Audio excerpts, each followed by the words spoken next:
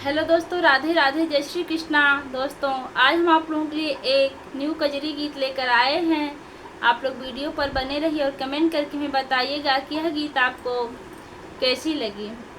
हम बिरहिन के बहुत कलेशवा, पिया परदेसवा गई नैना। हम बिरहिन के बहुत कलेशवा, पिया परदेसवा गई नैना। दादू रे मोर चकोर सोर कर रही रही उठै बियोगवाना। कहवा होई है कवने भेसवा, पिया परदेसवा गई लेना।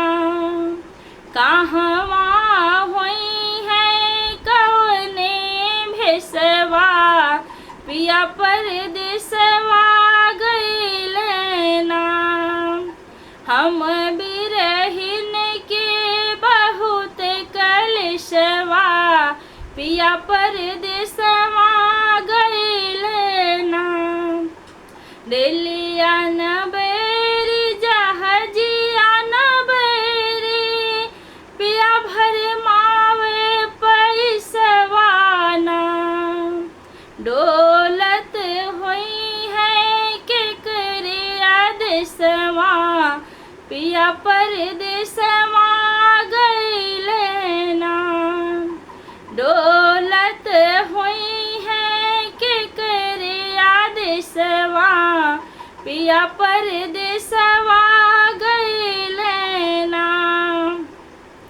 हम बिरहिन के बहुत कलेशवा, पिया परदेसवा गई लेना।